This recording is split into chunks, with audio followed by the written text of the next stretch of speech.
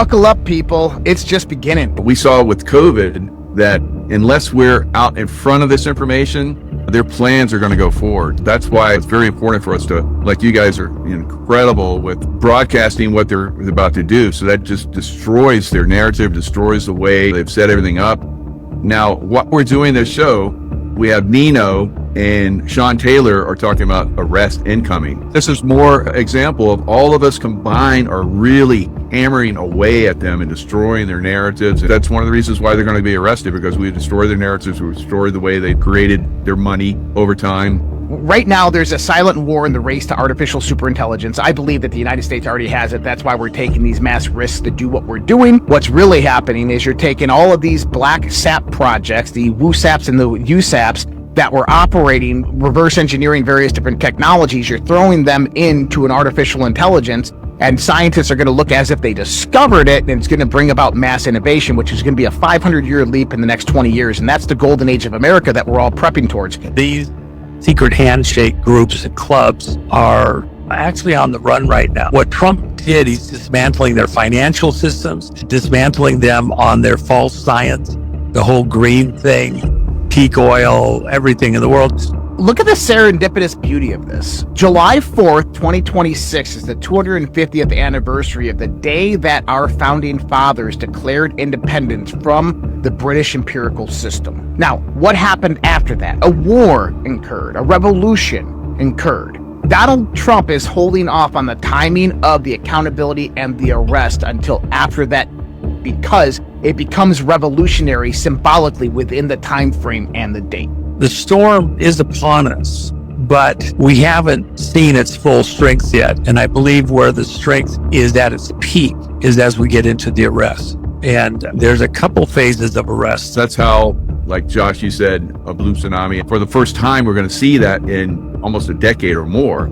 It's been predicted over and over again, but it's been stolen. I think now we're reaching the point where it can no longer be stolen, and who knows, we might not even have to have an executive order that sends in the military. It looks like everything's kind of lining up just right. I'm doing it for the kids and grandkids that will look at this later and want to understand what this moment was about, because we're living through a hinge point in history that is so amazing, so unique, and we get to be here, seriously.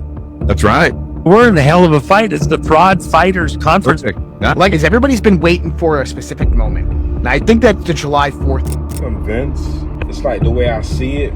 It's like we're in two different timelines. Because ain't no way you telling the person, well, not even telling the person, like they know from right from wrong, but yet they chose to do what they do. It's like nobody listened, right? We're in two different timelines. Because it be certain situations you explaining yourself, or you trying to show the facts, but the person will choose to, they'll say something, right? And it's like, if you really study it, it's like, are we really here? Are we really there? It's like, what if we're inside of a movie, but the movie, it's an old movie, right? It's an old movie, The Great War in Heaven, but we're in it. We can do dialogues and stuff. We're part of it, which is the waking up in the morning, going to work, or certain people doing certain stuff. You see how certain people, like, they stick to their character, right?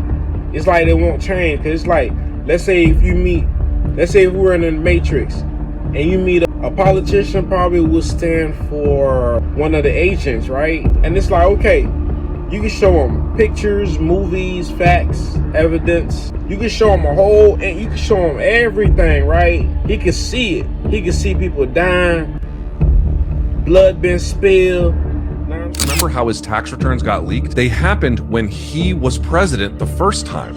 And it wasn't the IRS who leaked them, it was a contractor, who, by the way, who put that contractor in jail? Do you guys remember? It was the Biden DOJ. They put him in jail.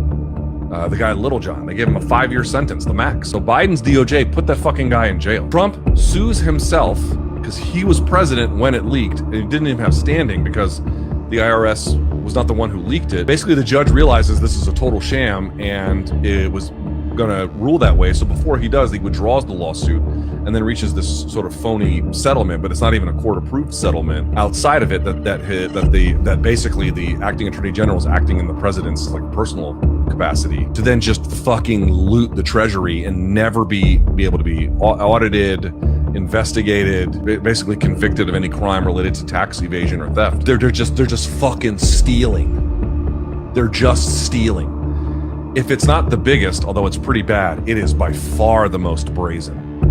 I've never seen anything like it. It's just theft in the open air. They didn't even bother to hide it. I've never Feel, know what I'm saying? He can see where it's been wrong, and they'll still say some crazy shit. They'll say some crazy shit, like they'll say something out of line, like that was long time, or it was just that person, or it's just that.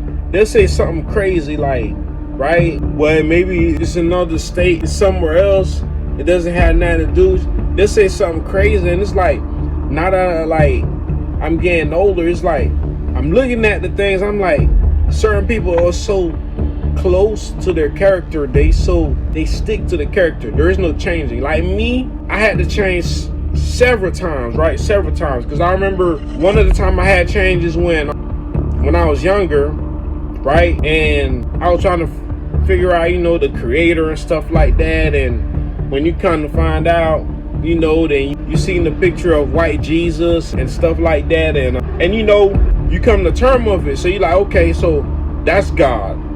So this is who they say who's God. Okay, remember, that's when I first found out, right? I was like, okay, so that's a white dude. So I'm like, okay, these white people, they're the chosen one, right?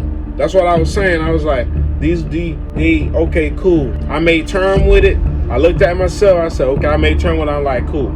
So God is that. All right, fine. Let me just mind my business. I never hated. I never wanted to pursue or revenge or why did Jesus have to be white. I never said none of that. I took it. I learned about it. I said, okay, cool.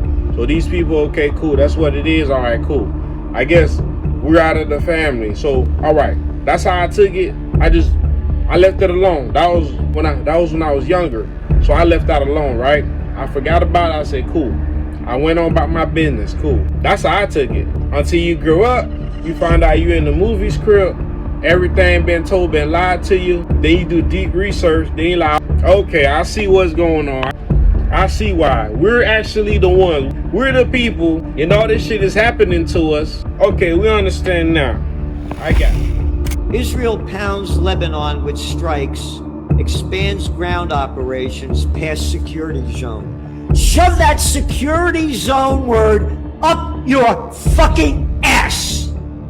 You keep stealing land. Oh, Hamas. Oh, yeah, no, not Hamas. Hezbollah, the terrorists, the militants. Yeah, we threw you out of there when you had you keep stealing land, and they threw you out in the 2000s. Yeah. We said it's in your magazine. There'll never be a ceasefire deal because Netanyahu's running this show. And they're not going to stop invading Lebanon. They're going to keep stealing more land from the Palestinians, whether it's Gaza and the West Bank, both. All right? How can they get away with this? And where the fucking outrage of these little scumbag politicians around the world to say to stop?